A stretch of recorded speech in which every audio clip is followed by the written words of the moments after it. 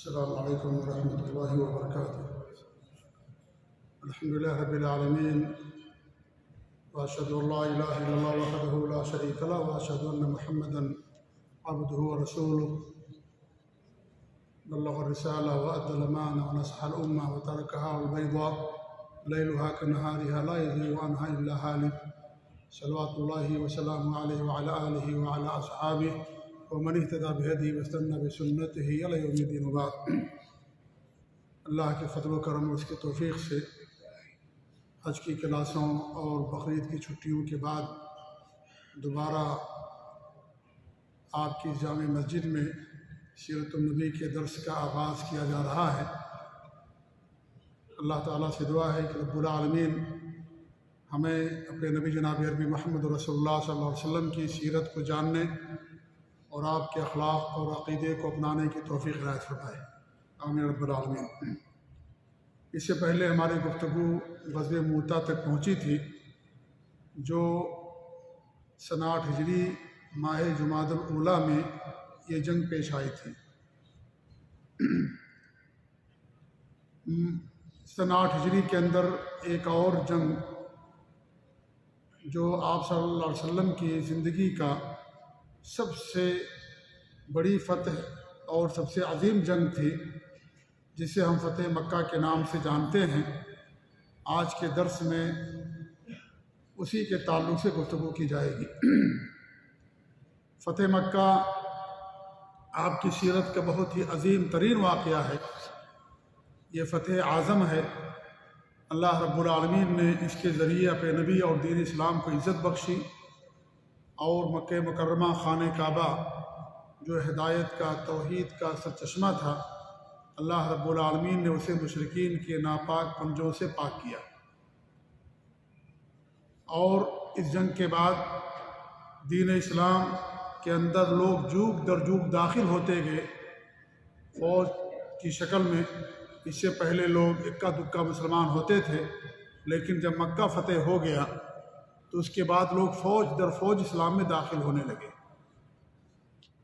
جو سورہ نصر ہے، 30ویں پارے کی ایک سورت جو نزول کے اعتبار سے سب سے آخری سورت ہے، اس سورت میں الفتح سے مراد ہی فتح مکہ ہے.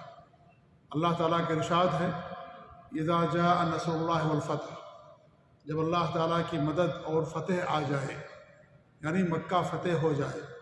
وَرَأَيْتَ النَّاسَ يَدْخُلُونَ فِي دِينِ اللَّهِ أَفْوَاجًا، اور آپ دیکھ لیں کہ لوگ دین اسلام کے اندر جوگ در جوگ، فوج در فوج داخل ہو رہے ہیں. فَسَبِّحْ بِحَمْدِ رَبِّكَ وَاسْتَغْفِرْهُ، اپنے رب کی حمد و ثنا کے ساتھ اس کی تسبیح بیان کیجیے. وَاسْتَغْفِرْهُ، اور مغفرت طلب کیجیے. إِنَّهُ كَانَ تَوَّابًا، اللہ تعالیٰ تواب ہے، توبہ قبول کرنے والا، گناہوں کو معاف کرنے والا. یہ نزول کے اعتبار سے سب سے آخری صورت ہے. اس کے بعد کوئی مکمل صورت نازل نہیں ہوئی، آیتیں اتری، لیکن مکمل صورت نزول کے اعتبار سے آخری صورت ہے. یہاں الفتح سے مراد فتح مکہ ہے. اور اسی فتح مکہ کے بعد لوگ جوگ در جوگ اسلام میں داخل ہونے لگے، جماعت کی شکل میں. کہیں 1000، 2000، 5000، 10,000 لوگ جوگ در جوگ اسلام میں داخل ہونے لگے. اس لیے فتح مکہ فتح اعظم ہے. اللہ رب العالمین اس کے ذریعے سے آپ کی مدد فرمائی، اسلام کو عزت بخشی، اسلام کو غلبہ ملا. وہ مکہ مکرمہ کی سرزمین جو آپ کی جائے ولادت تھی، جائے بعثت تھی، اللہ رب العالمین نے یہیں پر آپ کو نبوت سرفراز کیا.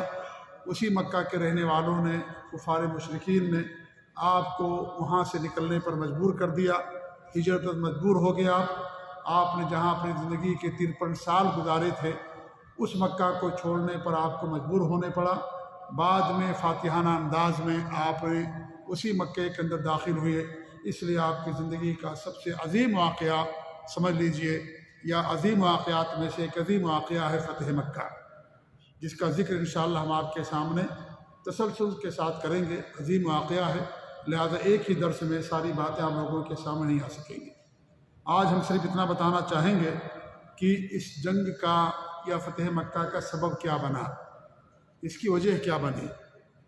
اس سے پہلے صلح حدیبیہ کا ذکر آپ کے سامنے آ چکا ہے، اور اس میں بات آ چکی تھی کہ اس معاہدے کی ایک دفعہ یہ بھی تھی کہ کہ جو کوئی محمد صلی اللہ علیہ وسلم کے عہد و پیمان میں داخل ہونا چاہے ان کے عہد و پیمان میں داخل ہو سکتا ہے، اور جو قریش کے عہد و پیمان میں داخل ہونا چاہے ان کے عہد و پیمان میں داخل ہو سکتا ہے۔ آزادی ہے سارے عرب کے قبیلوں کو، جو جس کے ساتھ جانا چاہے جا سکتا ہے۔ بنو خزاعہ کے لوگ اللہ کے رسول صلی اللہ علیہ وسلم کے عہد و پیمان میں داخل ہو گئے، اور بنو بکر ایک قبیلہ تھا وہ قریش کے عہد و پیمان میں داخل ہو گیا، اور اس کے اندر یہ بھی بات لکھی ہوئی تھی کہ اگر کوئی کسی قبیلے پر حملہ کرے گا تو اس فریق پر حملہ مانا جائے گا۔ بنو بکر اور بنو خزاعہ ان دونوں قبیلوں کے اندر زمانہ جاہلیت سے عداوت تھی، بڑی سخت عداوت تھی۔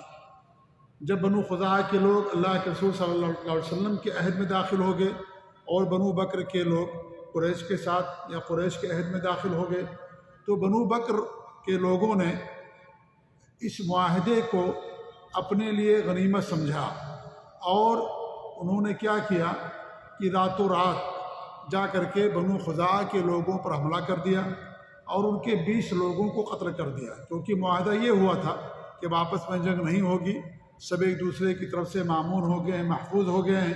تو انہوں نے اس کو غنیمت جانتے ہوئے زمانہ جاہلیت کا بدلہ لینا چاہا، اور اس طریقے سے جا کر کے انہوں نے حملہ کر دیا، ان کے 20 آدمیوں کو قتل کر دیا، بنو خزاعہ کے لوگوں کو۔ ظاہر بات ہے یہ صلح حدیبیہ کی کھلم کھلا خلاف ورزی تھی اور بدعہدی تھی یہ، اور بنو خزاعہ پر حملہ مسلمانوں پر حملہ تھا، کیونکہ معاہدے کے اندر بات طے ہو گئی تھی کہ جو کسی فریق پر یا کسی قبیلے پر حملہ کرے گا تو وہ قبیلہ جس کے ساتھ ہوگا اس کے اوپر حملہ مانا جائے گا۔ اور بنو خزاعہ کے لوگ بہت سارے مسلمان بھی ہو گئے تھے، اور بنو بکر کی قریش کے لوگوں نے در پس پردہ مدد بھی کی تھی، ہتھیاروں کے ذریعے سے اور افراد کے ذریعے سے، کچھ لوگوں کو بھی دیا انہوں نے، ہتھیار بھی ان کو فراہم کیا۔ تو ظاہر بات ہے یہ کھلم کھلا خلاف ورزی تھی اور مسلمانوں کے اوپر حملہ یہ مانا گیا۔ اسی لیے بنو خزاعہ کے لوگوں نے آ کر کے اللہ کے رسول صلی اللہ علیہ وسلم کو اس واقعے کی اطلاع دی، تو آپ نے فرمایا کہ جس چیز کے ذریعے سے میں اپنی اور اپنے صحابہ کی حفاظت کرتا ہوں اسی کے ذریعے سے تمہاری بھی میں ضرور حفاظت کروں گا۔ اور اس طریقے سے وہ لوگ چلے گئے۔ جب یہ مکہ کے لوگوں کو معلوم ہوا کہ اللہ کے رسول صلی اللہ علیہ وسلم کو اس واقعے کی اطلاع مل چکی ہے، تو ابو سفیان جو قریش کے سردار تھے، جو بادشاہوں کے دربار میں آتے جاتے تھے، بڑے ہی دور اندیش تھے اور بہت ہی زیادہ حکمت سے مالا مال تھے۔ ابو سفیان رضی اللہ تعالیٰ عنہ اس وقت مسلمان نہیں ہوئے تھے، وہ اللہ کے رسول صلی اللہ علیہ وسلم کے دربار میں آپ کے پاس تشریف آئے، اور جو صلح ہوئی تھی اس صلح کی تجدید کے لیے کہ یہ جو واقعہ ہو گیا اس واقعے پر ہمیں پشیمانی ہے، اور پھر سے دوبارہ ہم صلح کی تجدید کرتے ہیں۔ تجدید صلح کے لیے وہ مدینہ آئے، حضرت ابو سفیان جو اس وقت مسلمان نہیں ہوئے تھے، اور جب مدینہ پہنچے تو اپنی بیٹی ام المومنین ام حبیبہ رضی اللہ تعالیٰ عنہا کے گھر تشریف لے گئے، اور ان کے بستر پر بیٹھنا چاہا تو ام حبیبہ نے بستر لپیٹ دیا، سمیٹ دیا۔ تو انہوں نے کہا کہ میں تمہارا والد ہوں، کیا میں اس لائق بھی نہیں ہوں کہ تمہارے بستر پر بیٹھ سکوں؟ تو انہوں نے کہا کہ یہ بستر پاک بستر ہے، نبی کا بستر ہے، تم مشرک اور ناپاک ہو، لہذا تم اس بستر پر نہیں بیٹھ سکتے۔ اس کے بعد ابو سفیان اللہ کے رسول کے پاس تشریف لے گئے اور ان سے گفتگو کی اور امن و امان چاہا کہ ہم لوگ ابھی جنگ کے موڈ میں نہیں ہیں، یا جنگ کی طاقت ہمارے پاس نہیں ابھی فی الحال، اس لیے میں آپ سے امن و امان کی درخواست کرتا ہوں۔ ہمارے نبی صلی اللہ علیہ وسلم نے ان کے کسی گفتگو کا کوئی جواب نہیں دیا۔ اس کے بعد ابوبکر صدیق رضی اللہ عنہ کے پاس ہو گئے اور ان سے بھی کہنے لگے کہ آپ اللہ کے رسول سے درخواست کریں کہ ہمارے اوپر حملہ کرنے کی کوئی تیاری نہ کریں، اور ابھی ہم اس پوزیشن میں نہیں ہیں۔ ابوبکر صدیق رضی اللہ تعالیٰ عنہ نے معذرت کر لی اور کہا کہ نہیں، ہم آپ سے جا کر کے کوئی ایسی بات نہیں کہہ سکتے۔ اس کے بعد عمر رضی اللہ عنہ کے پاس گئے، وہ ان سے بھی کہنے لگے کہ آپ جا کر کے سفارش کر دیں۔ تو عمر رضی اللہ عنہ نے کہا کہ اگر ہمارے پاس لکڑی کے چند ٹکڑے ہوں اور ہمارے پاس کوئی بھی چیز نہ ہو تو بھی میں اس لکڑی کے ٹکڑوں سے تمہارے ساتھ جنگ اور جہاد کے لیے تیار ہوں۔ بہت سخت جواب دیا حضرت عمر فاروق رضی اللہ تعالیٰ عنہ نے۔ اس کے بعد علی رضی اللہ عنہ کے پاس گئے، علی رضی اللہ تعالیٰ عنہ نے بھی کہا کہ بھی اللہ کے رسول صلی اللہ علیہ وسلم جب کسی چیز کا عزم کر لیتے ہیں تو وہ کر گزرتے ہیں، لہذا ہم اس کے تعلق سے ہم کوئی بات نہیں کر سکتے۔ اس کے بعد فاطمہ کے پاس گئے رضی اللہ تعالیٰ عنہ، اور ان سے کہنے لگے، کیونکہ آپ کی دیگر تمام بیٹیوں کا انتقال ہو چکا تھا، صرف حضرت فاطمہ رضی اللہ تعالیٰ عنہ بچی ہوئی تھی جن سے آپ بے حد محبت کرتے تھے، پیار کرتے تھے، تو انہوں نے بھی انکار کر دیا۔ اور اس کے بعد علی رضی اللہ تعالیٰ عنہ نے ایک مشورہ دیا اور کہا کہ اس کے علاوہ میرے پاس اور کوئی مشورہ نہیں، وہ یہ ہے کہ تم مسجد میں جا کر کے اعلان کر دو کہ جو کچھ ہوا ہمیں اس پر پشیمانی ہے اور ہمیں اس پر شرمندگی ہے، ندامت ہے، اور ہم آپ سے امن و امان کی درخواست کرتے ہیں، یہ کہہ کر کے تم مکہ چلے جاؤ۔ انہوں نے ایسا ہی کیا، مسجد نبوی میں جا کر کے کھڑے ہو کر کے اعلان کر دیا کہ جو کچھ ہوا اس پر ہمیں ندامت ہے، افسوس ہے، اور ہم آپ سے امن و امان کی درخواست کرتے ہیں۔ یہ کہہ کر کے ابو سفیان جو اس وقت مسلمان نہیں ہوئے تھے، اسی جنگ کے اندر مسلمان ہوئے فتح مکہ کے موقع ہی پر ابو سفیان رضی اللہ تعالیٰ عنہ مسلمان ہوئے، یہ کہہ کر کے واپس مکہ چلے گئے۔ اس کے بعد جب مکہ پہنچے، اور یہ جو واقعہ سب بتا رہا ہوں ایسا نہیں کہ ایک دو دن کا واقعہ ہی ہے، یہ تو ظاہر بات ہے پہلے طرح ٹیکنالوجی تھی نہیں کہ کوئی واقعہ پیش آ گیا، واٹس ایپ کے ذریعے سے، ٹیلی فون کے ذریعے سے اطلاع کر دی گئی اور ایک ہی وقت میں فوراً خبر پہنچ گئی، ایسا نہیں ہوتا تھا۔ باقاعدہ شہسوار بھیج جاتے تھے اور گھوڑ سوار بھیج جاتے تھے، کئی دن لگ جاتے تھے مکہ سے مدینہ خبر پہنچنے میں۔ تو ایسا نہیں کہ ایک دن کا واقعہ ہے یا چند گھنٹوں کا واقعہ، یہ کئی دن اس کے اندر لگے۔ یہ تو چونکہ واقعہ ہو چکا ہے اس لیے تسلسل کے ساتھ آپ کے ساتھ پیش کیا جا رہا ہے، یہ نہ سمجھے کہ چند گھنٹوں کے اندر، ایک دن کے اندر واقعہ یہ۔ جی ہاں، آپ تک خبر پہنچی، ابو سفیان آئے، کئی دن لگے۔ ابو سفیان مکہ، مدینہ سے مکہ جاتے ہیں، کئی دن لگ جاتے ہیں۔ اس کے بعد چونکہ تاریخ میں ساری چیزیں درج ہیں اس لیے تسلسل کے ساتھ یہ باتیں پیش کی جاتی ہیں۔ جب وہ مکہ پہنچے تو لوگوں نے پوچھا کیا ہوا، تو انہوں نے کہا کہ وہاں ہمیں کوئی جواب نہیں ملا۔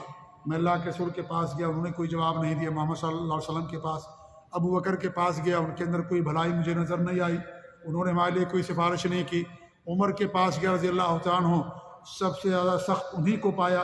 علی رضی اللہ عنہ کے پاس گیا، میں نے ان کو زیادہ نرم پایا۔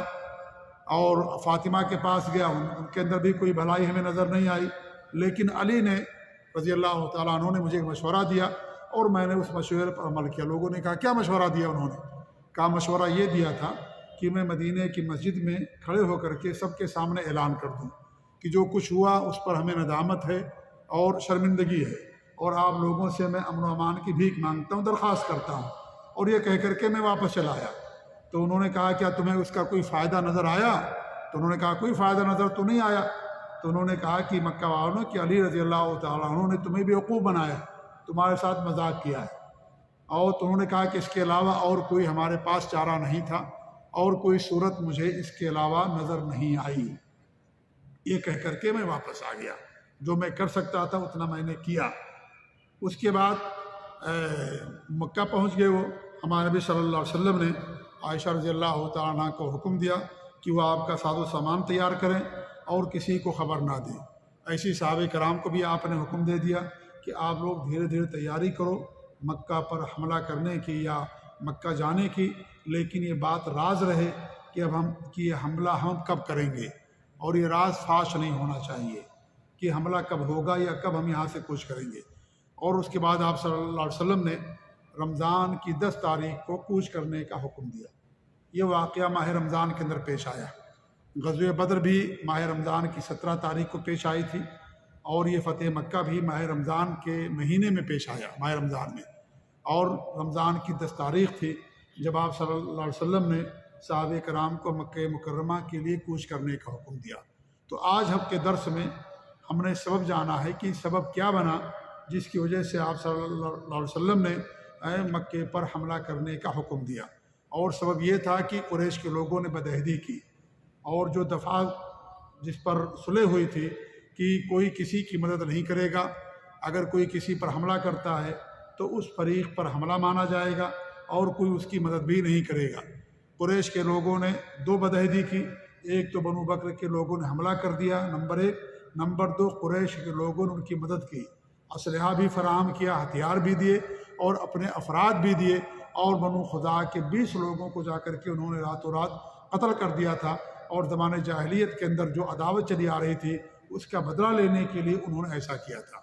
تو جو صلح ہوئی تھی اس صلح کے مطابق یہ مکمل بدعہدی تھی، اس لیے آپ صلی اللہ علیہ وسلم نے مکہ مکرمہ پر کو کوچ کرنے کا یا ہم جو ہے اس کی طرف پیش قدمی کا باقاعدہ آپ نے حکم دیا۔ آج ہم اپنی گفتگو یہیں پر ختم کرتے ہیں، اور انشاءاللہ آنے والے درس میں آگے کی باتیں آپ کے سامنے بیان کرنے کی کوشش کریں گے۔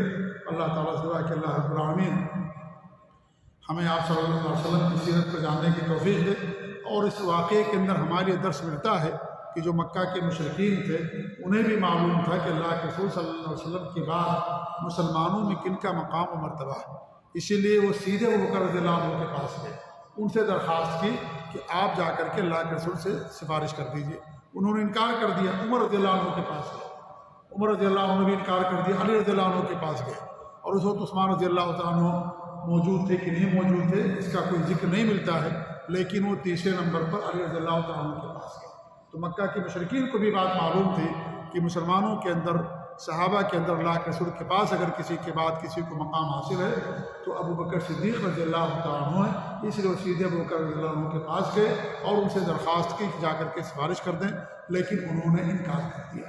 تو اس کے بعد یہ واقعہ پیش آیا جس کو فتح اعظم کہا گیا ہے، اور جس کو اللہ رب العالمین نے فتح سے تعبیر کیا، اور یقیناً یہ بڑی فتح تھی، کیونکہ جس شہر سے آپ کو ہجرت کرنے پر مجبور کر دیا گیا اسی شہر کو آپ نے فتح کیا، اور بہت سارے لوگ جو مکہ کے آس پاس کی آبادیوں میں رہتے تھے وہ یہی دیکھ رہے تھے، اسی کا انتظار تھا کہ مکہ پر کنٹرول کس کو حاصل ہوتا ہے، کیونکہ مکے کے اندر خانہ کعبہ ہے، ہدایت کا سرچشمہ، توحید کا سرچشمہ، لوگ وہیں حج کرنے جاتے ہیں، عمرہ کرنے جاتے ہیں، مقام ابراہیم میں حجر اسود ہے، ایک نماز کا ثواب 1 لاکھ ملتا ہے، اور اس طریقے سے صفا مروہ کی پہاڑیاں ہیں، مزدلفہ، عرفات اور منی کی وادیاں ہیں، یہ سب مقدس مقامات اسی جگہ پر واقع ہیں۔ اس لیے مکہ کے لوگوں کو اور مکہ کے آس پاس کے جو آبادیاں تھیں، جو قبیلے تھے، ان کو اسی چیز کا انتظار تھا کہ مکے پر کنٹرول کس کو حاصل ہوتا ہے۔ اگر محمد صلی اللہ علیہ وسلم کو حاصل ہو گیا تو اس کا مطلب کہ وہ برحق ہیں، لہٰذا ہم ان کے دین میں داخل ہو جائیں گے، اور اگر وہ ان کو حاصل نہیں ہوتا ہے تو اس کا مطلب یہ ہے کہ قریش کے لوگ برحق ہیں، کیونکہ مکہ اور خانہ کعبہ کی سربراہی انہیں کو حاصل تھی، حاجیوں کی خدمت کرتے تھے وہ، اور اس طریقے سے خانہ کعبہ کی چابی ان کے پاس تھی اور اس کی سرداری ان کے پاس تھی، اس لیے وہ کہتے تھے کہ مکہ جس کے کنٹرول میں جائے گا، جس کے قبضے میں جائے گا، ہم ان کے دین میں چلے جائیں گے۔ تو سارے لوگوں کو اسی کا انتظار تھا، اسی لیے جب مکہ فتح ہوا تو لوگ جوک در جوک فوج کی شکل میں دین اسلام کے اندر داخل ہوتے گئے، اور اس سال کو عام الوفود کہا گیا۔ عام الوفود مانے وفود کا سال، وفد کا سال، کہ لوگ وفد کی شکل میں آتے تھے آپ صلی اللہ علیہ وسلم کے پاس، کہیں 1000 آ رہے ہیں، کہیں 10,000 آ رہے ہیں، کہیں 5000 آ رہے ہیں۔ اس لیے دیکھیے سن 8 ہجری مکہ فتح ہوا، 9 ہجری میں ابوبکر صدیق امیر الحجاج بنائے گئے، اور سن 10 ہجری میں آپ نے حج کیا، اور جب آپ نے حج کیا تو آپ کے ساتھ 1,20,30 ہزار کا مجمع تھا، 20-30 ہزار کا، لیکن فتح مکہ کے موقع تک آپ کے پاس 10,000 سے زیادہ فوج نہیں تھی، اس سے زیادہ لوگ نہیں تھے، لیکن وہی 2 سالوں کے اندر 1,20,000 لوگ پہنچ گئے۔ آپ سوچیں کہ 2 سالوں میں کتنی تعداد میں لوگوں نے دین اسلام کو قبول کیا، پوری جماعت کی شکل میں آتے تھے، 10,000 کی 20,000 کی تعداد میں پورا کا پورا قبیلہ مسلمان ہو جاتا تھا۔ اس لیے جیسا کہ اللہ نے فرمایا وَرَأَيْتَ النَّاسَ يَدْخُلُونَ فِي دِينِ اللَّهِ أَفْوَاجًا، کہ آپ لوگوں کو دیکھ لیں کہ اللہ کے دین میں فوج کی شکل میں داخل ہو رہے ہیں، تو وہ چیز برحق ثابت ہوئی، اور اس طریقے سے فوج در فوج لوگ اسلام کے داخل ہوتے گئے۔ تو اس کے بعد انشاءاللہ جو باقی باتیں ہیں اس فتح مکہ کے تعلق سے اگلے درس میں انشاءاللہ آپ لوگوں کے سامنے پیش کرنے کی کوشش کی جائے گی۔ اللہ تعالیٰ دعا کہ اللہ رب العالمین ہمیں دین پر ثبات ختمی عطا فرمائے۔ اللہ رب العالمین اپنے نبی صلی اللہ علیہ وسلم کی سیرت اور آپ کے اخلاق کو جاننے کی اور اس کو اپنانے کی توفیق عنایت فرمائے۔ وجزاکم اللہ خیر، وصلی اللہ علی محمد وعلی آلہ وصحبہ اجمعین، والسلام علیکم ورحمۃ اللہ وبرکاتہ۔